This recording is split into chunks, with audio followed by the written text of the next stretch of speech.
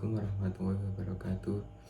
Kembali lagi dengan saya Muhammad Nazmul Faiz dengan NIM 2019-53032. Pada kesempatan kali ini saya akan menerangkan mengenai mata kuliah metode penelitian tentang desain penelitian. Desain penelitian merupakan pedoman dalam melakukan proses penelitian, diantaranya dalam menentukan instrumen pengambilan data, penentuan sampel, pengumpulan data, dan serta analisa data.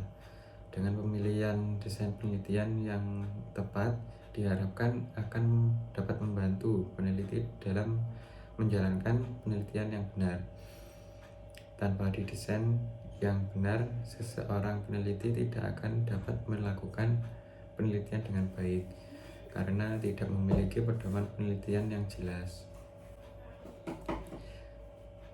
Tipe-tipe dari desain penelitian ada beberapa terminologi antara metode penelitian dengan metodologi penelitian yang hingga saat ini masih banyak orang rancu untuk memahaminya.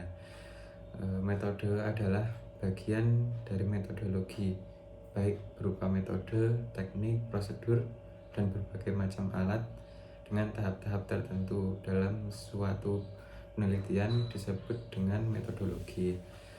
Metodologi penelitian atau yang bisa juga disebut dengan desain penelitian yang digunakan dalam penelitian ada beberapa macam.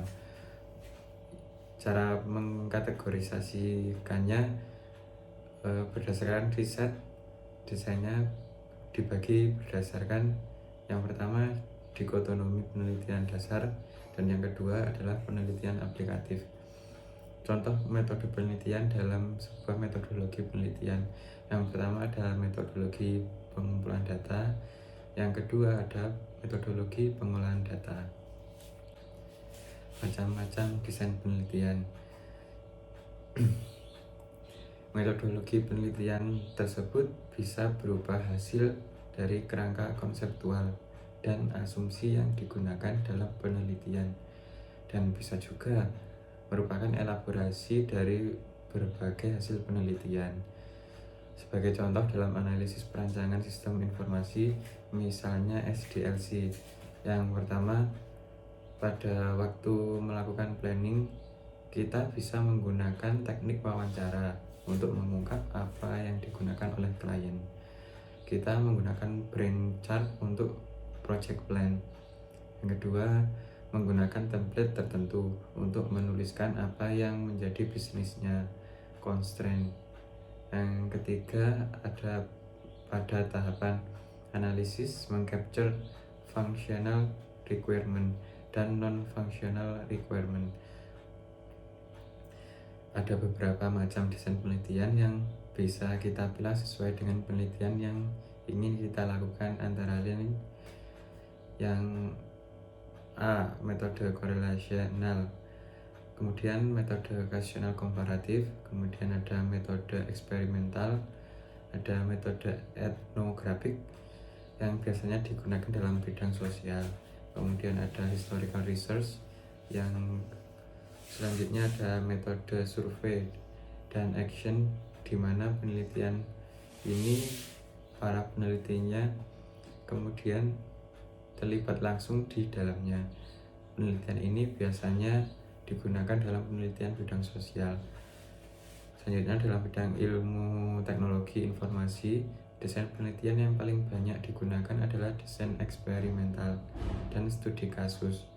Untuk lebih jelasnya, masing-masing dari metode penelitian di atas akan diuraikan secara lebih rinci setelah ini. Yang pertama adalah riset eksperimental. Riset eksperimental merupakan research that allow for the cause of behavior to be determined. Untuk menggambarkan riset eksperimental bisa dilakukan pada dua kelompok, di mana kelompok satu disebut kontrol tanpa diberi perlakuan apapun, sedangkan pada kelompok kedua diberikan perlakuan. Diasumsikan kedua kelompok ini sama. Ada beberapa faktor yang terkait dengan penelitian eksperimental, antara lain yang pertama adalah independent variable, merupakan faktor yang bisa dimanipulasi. Yang kedua adalah dependent variable, adalah faktor yang tidak bisa dimanipulasi atau faktor tetap. Yang ketiga adalah experimental condition atau group, adalah grup atau kelompok yang merupakan manipulasi dari eksperimen. Selanjutnya yang nomor 4, control condition group, yang merupakan kelompok grup yang tidak termanipulasi.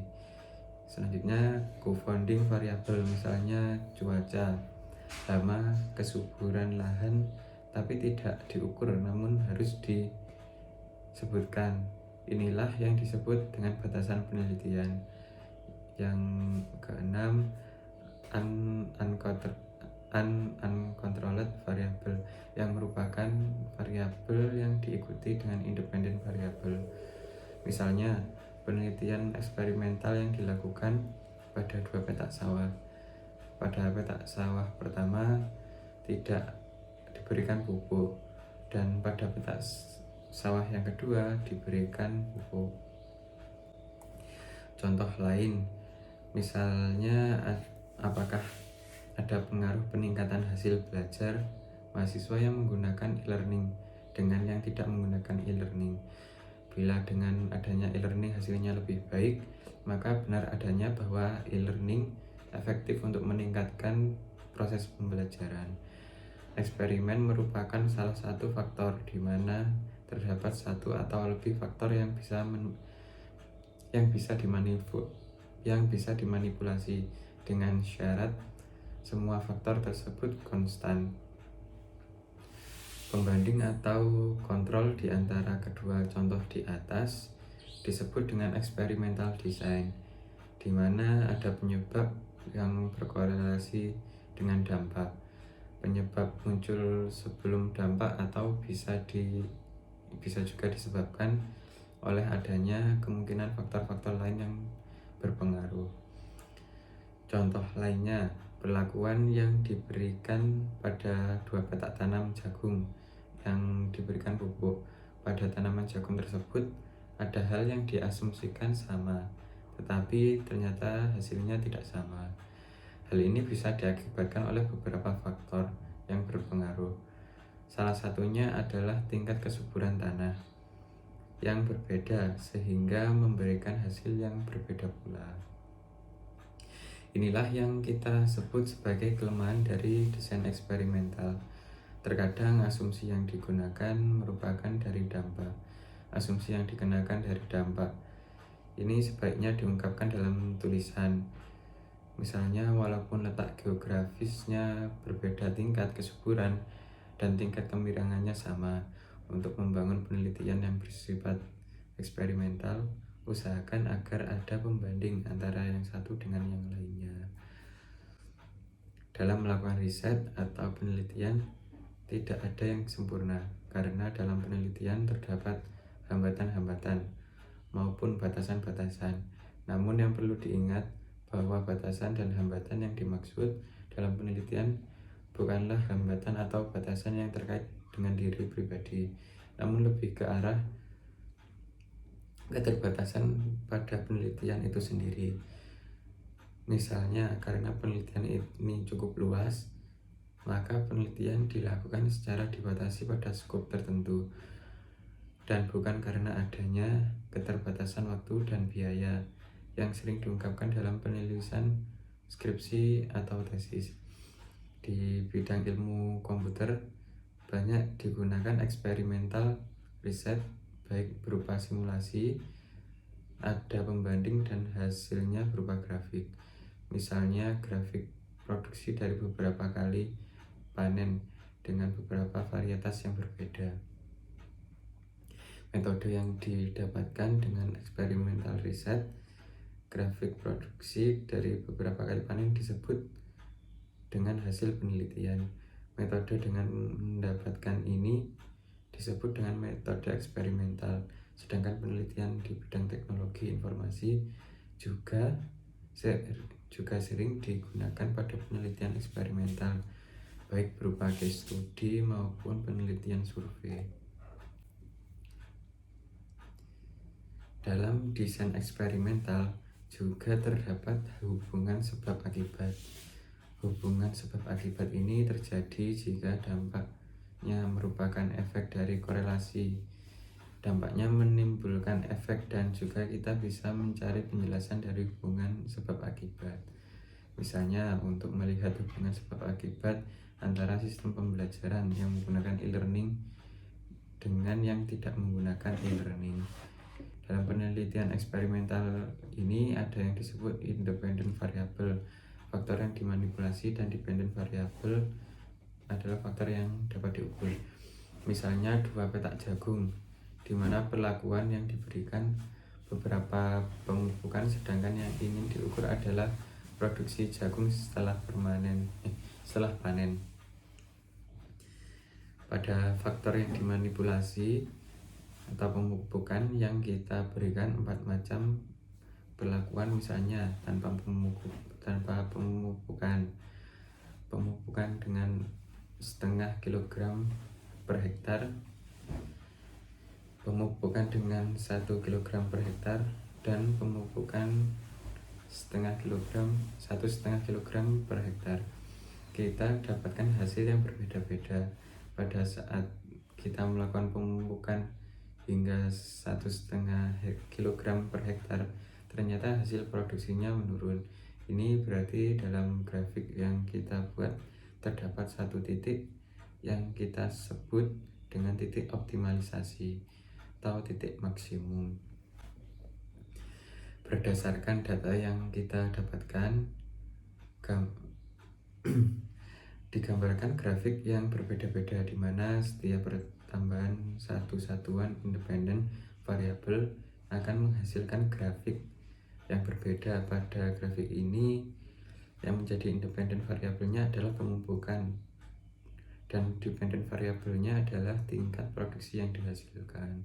Karena pupuk yang diberikan berbeda-beda, maka akan didapatkan hasil yang berbeda juga. Kondisi penelitian eksperimental yang diberikan perlakuan inilah yang kita sebut sebagai batasan dari penelitian.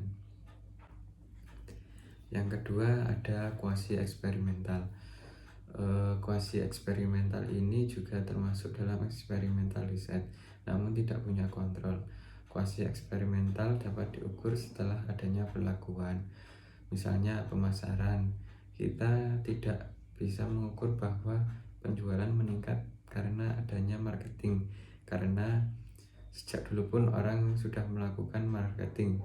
Jadi sebelum adanya marketing, walaupun kita punya data penjualan yang meningkat, pada saat itu belum peningkatan itu terjadi karena adanya marketing. Artinya benchmarknya tidak bisa diklaim pada saat ada marketing.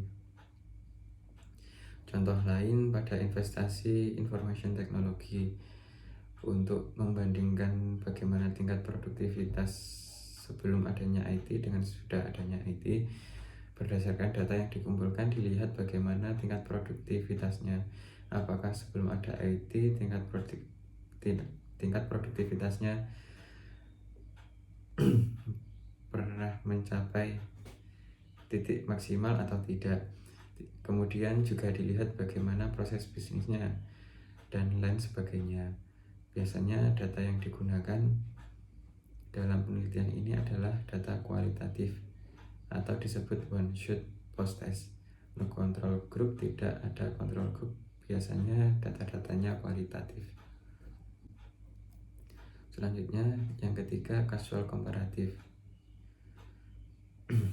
Casual comparative research disebut juga dengan penelitian sebab akibat, merupakan salah satu ide berpikir ilmiah untuk menyusun suatu riset metodologi.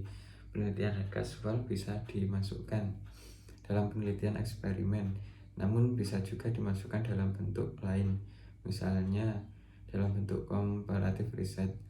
Independent variable pada penelitian komparatif tidak bisa dimanipulasi dan tidak diberikan perlakuan atau treatment.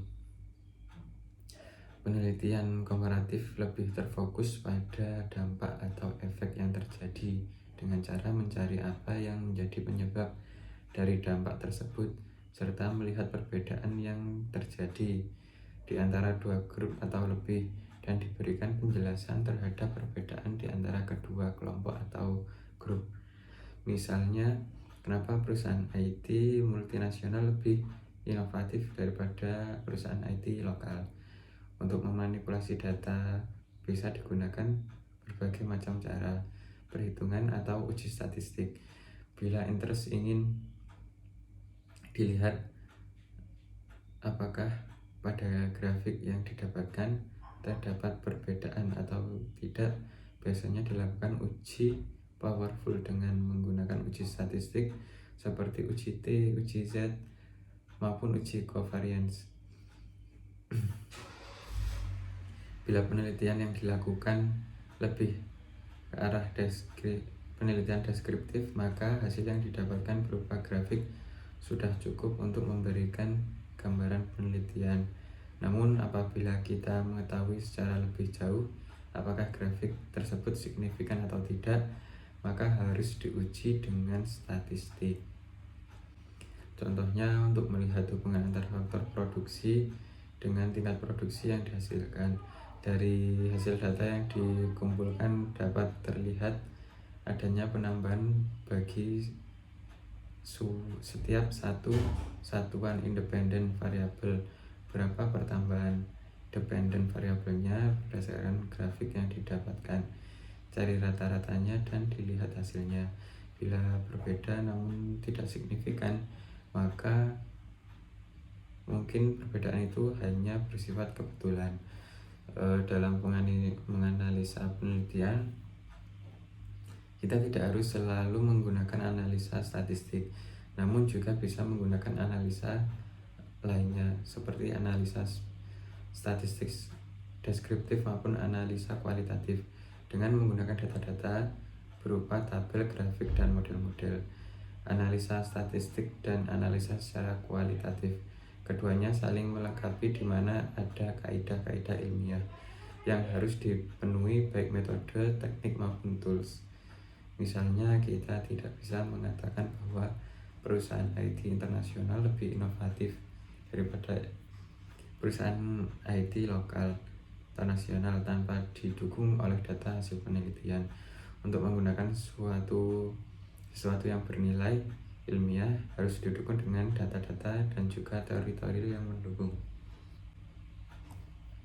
Penelitian yang dilakukan dengan pendekatan kualitatif biasanya memiliki sampel yang terbatas, sedangkan untuk penelitian kuantitatif sampelnya cukup besar. Kombinasi dari kedua penelitian tersebut bersifat saling menguatkan.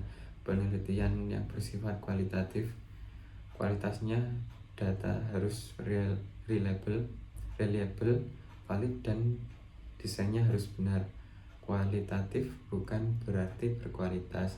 Misalnya, kita ingin melihat hasil misalnya kita ingin melihat bagaimana tingkat penjualan IT multinasional dalam 3 tahun terakhir.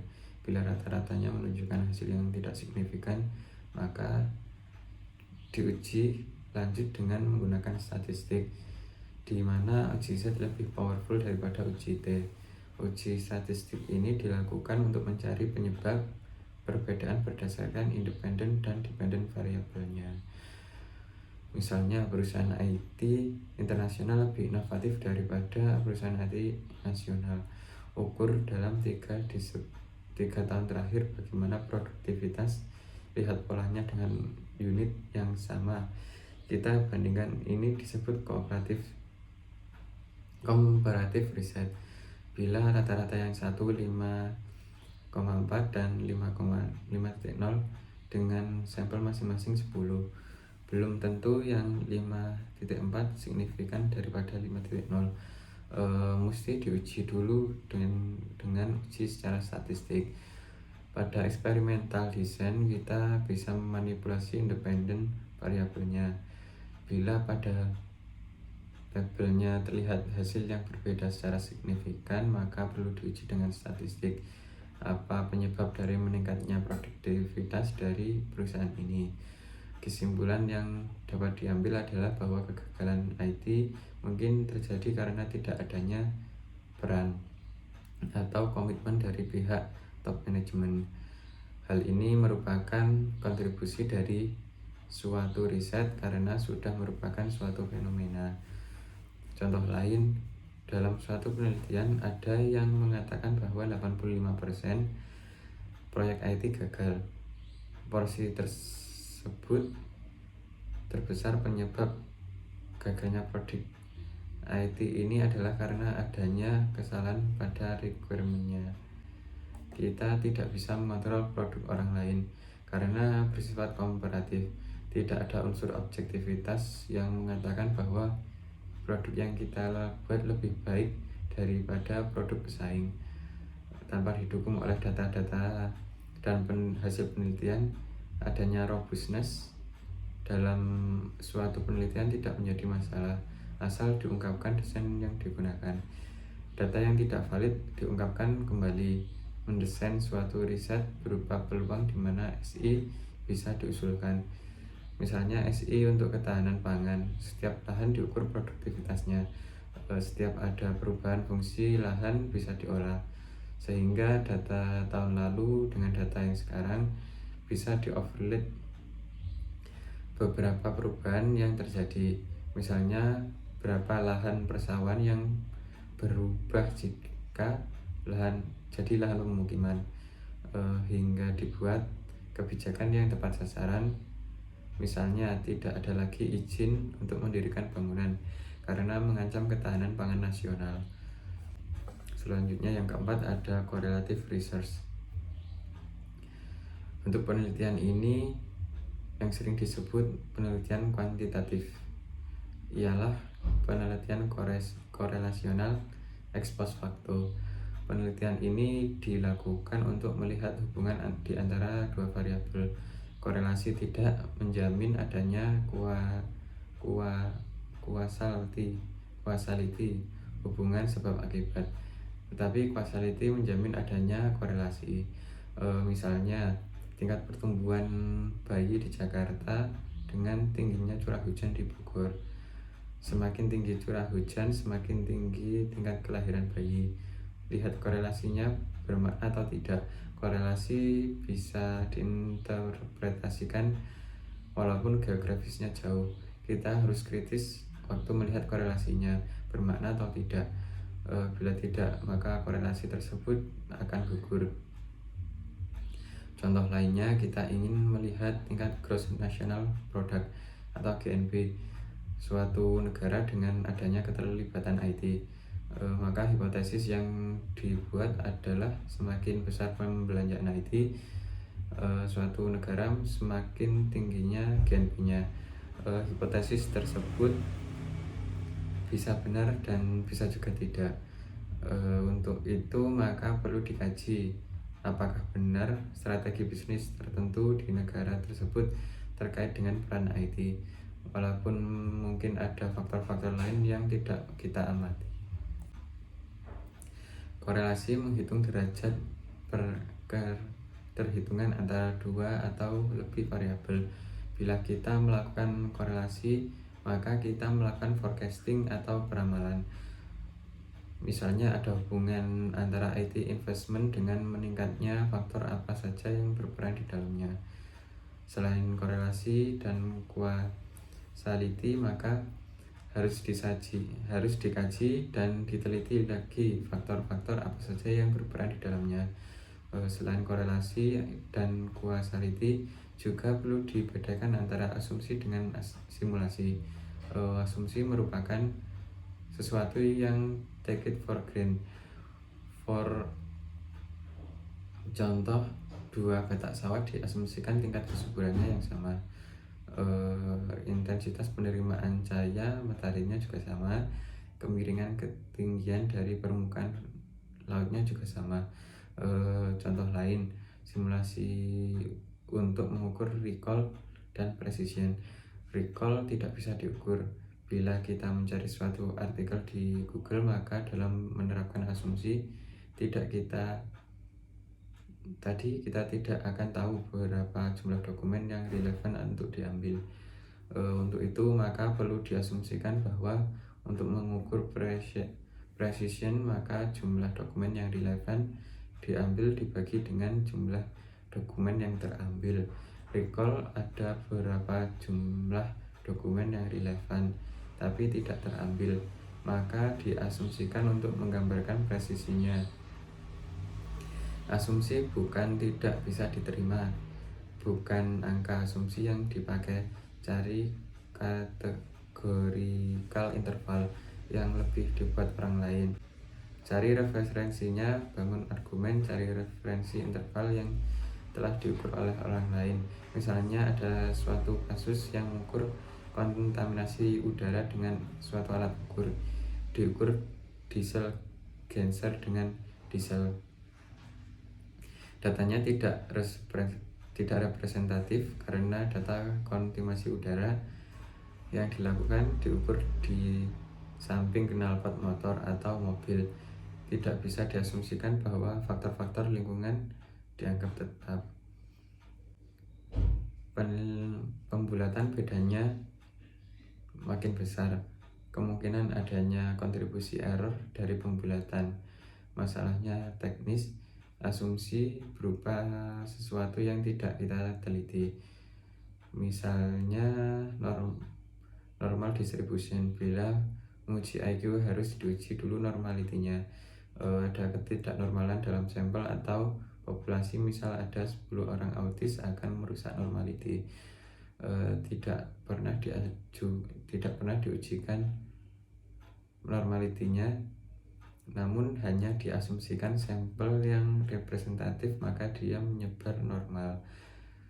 Fungsi normal diuji dulu, tapi tidak dilakukan bahwa IQ rate 100/20 bila dicacah atau sensus menyebar normal. Dalam korelasi tidak ada yang kontrol satu sama lain, sama aja perannya. Penelitian yang menggunakan teknik korelasional adalah penelitian yang menyelidiki hubungan di antara beberapa variabel penelitian. Analisa yang digunakan adalah analisa statistik dengan menggunakan uji regresi dan korelasi. Sekian presentasi atau pemaparan materi dari saya mengenai desain penelitian. Mohon maaf apabila ada kesalahan dalam penyampaian materi. Sekian dan terima kasih. Wassalamualaikum warahmatullahi wabarakatuh.